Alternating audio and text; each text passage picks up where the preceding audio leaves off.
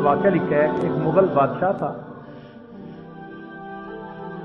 تو ایک عرب کے دیش کا بندہ اس کا دوست بنا، اس کے پاس رہنے لگا کہ بادشاہ کا دوست ہوں تو کوئی بادشاہ سے مجھے فائدہ ہوگا۔ اب وہ واپس اپنے ملک آنا چاہتا تھا۔ جب رخصت ہونے لگا تو اس کا خیال تھا کہ بادشاہ مجھے ہیرے جواہرات دے گا، گفٹ دے گا۔ بادشاہ نے اس کو سنگترے دے دیے، تھوڑے سے چند اورنجز وہ اس کو دے دیے، اس نے لے لیے، مگر دل مغموم اس کا کہ میں نے تو بڑی ہائی ایکسپیکٹیشن رکھی ہوئی تھی، یہ کیا بنا؟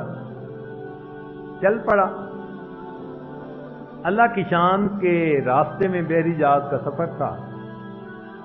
درمیان میں ایک ملک کی بندرگاہ پر جب جہاز کھڑا ہوا تو لوگ جہاز میں آئے اور کہنے لگے کہ بھئی آپ میں سے کوئی ہے جو آتے ہوئے اپنے ساتھ کچھ اورنجز لے کے آیا ہو؟ کیوں؟ ان کا جی بادشاہ کا بیٹا بیمار ہے اور حکیموں نے کہا ہے کہ اس کا علاج اورنج کے استعمال کرنے میں ہے اور ہمارے ملک میں ہوتے نہیں، تو ہم انتظار میں ہیں کہ کوئی انڈیا سے آنے والا مسافر اگر لایا ہو تو ہم اس سے لے لیں۔ اس نے کہہ دیا ہاں میرے پاس ہے۔ اللہ کی شان کہ جب اس شہزادے نے استعمال کیا اس کو شفا ہو گئی۔ بادشاہ نے پوچھا یہ کس دوائی سے شفا؟ انہوں نے کہا کہ مسافر نے اس کو ہدیہ کیا۔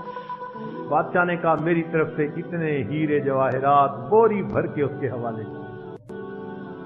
یہ بندہ وہ لے کے آیا، اب بڑا خوش کہ جتنی امید کرتا تھا اس سے بھی 100 گنا زیادہ مجھے مل گیا۔ گھر میں مزے کا وقت گزارا، دوبارہ بادشاہ کے پاس گیا تو بادشاہ نے پوچھا بھئی وہ میرے اورنجز کا کیا کیا تو نے؟ تو اس نے سارا واقعہ سنایا۔ تو بادشاہ نے واقعہ سن کے کہا کہ تو نے بہت سستے بیچ دیے، تو نے سنگترے بہت سستے بیچ دیے۔ اس نے کہا کیسے؟ اس نے کہا تمہیں پتہ نہیں کہ وہ اورنجز میں نے کس مال سے خریدے تھے؟